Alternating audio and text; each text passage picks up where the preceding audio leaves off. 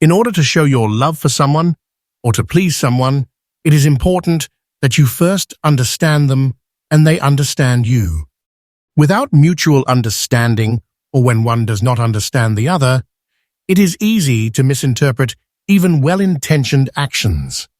Can you give a beggar a beautiful basket that you bought at great expense for him to collect money in it? No, it is not easy, and he may even be offended by that act because it is as if you are encouraging him to continue to be a beggar. It is not that he prefers to be a beggar just as you do not like it. It is better that he receive the money to buy that basket to meet his physical needs or perhaps start a small business. Thus, without understanding someone, you can spend a lot of effort to do a lot for him and still not receive it well, and sometimes be offended where you expect him to be pleased. Now, what should you do? A good way to show love is to first understand your neighbor so that you know how to please him. And the first and most basic way to understand your neighbor is to look at yourself to see what you would like someone to do to you so that you can do the same to your neighbor. The second way that stems from the first is to have a conversation with him or her, or listen to him patiently with a desire to understand him or her. This way stems from the first because we all naturally like to be heard, and if we like to be heard, we must listen to others. Thus, communication or conversation builds understanding and ultimately good relationships. Do you want to please someone?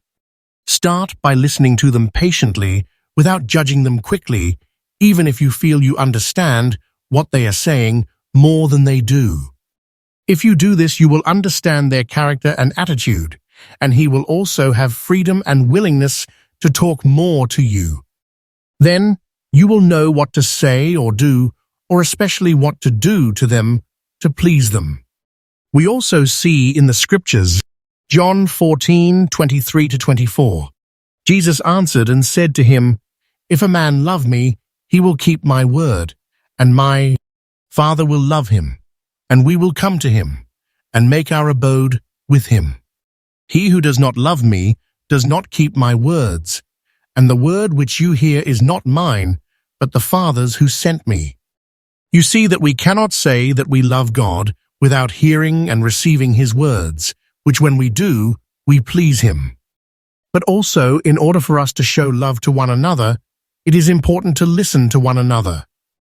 As we read in James 3:17, "But the wisdom that is from above is first pure, then peaceable, gentle, easy to be entreated, full of mercy and good fruits, without partiality, without hypocrisy." 1 John 4:20. "If a man says, 'I love God,' and hates his brother, he is a liar. For he that loves not his brother whom he has seen, how can he love God whom he has not seen?"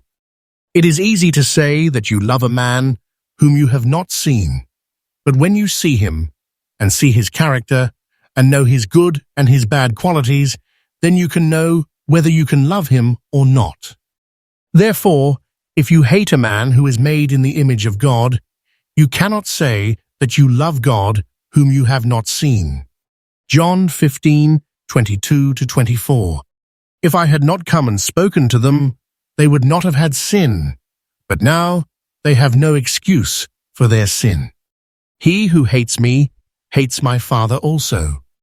If I had not done among them the works that no one else does, they would not have had sin. But now they have seen and heard me and my Father, and have hated us."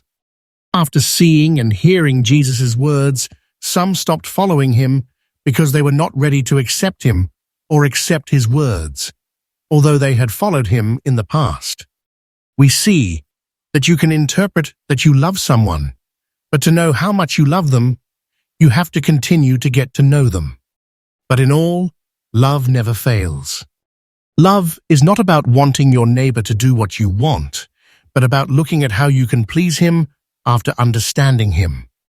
That is why many people say that they love each other, but after a while, they begin to hate and hate each other after they start living together and recognizing their weaknesses.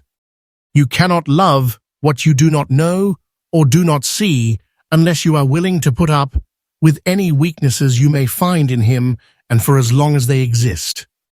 Also, love usually goes through trials from time to time to be proven. Therefore, it is important to realize that love is not in any specific words or actions. That is why it has been said that I can give all my possessions to the poor, or even give my body to be burned, and still not have love. 1 Corinthians 13:3. And if I give all my possessions to feed the poor, and if I give my body to be burned, but do not have love, it profits me nothing. Love is a character and the nature of God. Love in man is the presence of God in man, with the power to love God and please him, but also to tolerate one another and to prioritize others in good things. 1 Corinthians 13:4-8. Love suffers long, is kind. Love does not envy. Love does not boast, is not puffed up, does not behave itself unseemly, does not seek its own, is not easily provoked, thinks no evil, does not rejoice in iniquity, but rejoices with the truth, bears all things, believes all things, hopes all things, endures all things. Love never fails,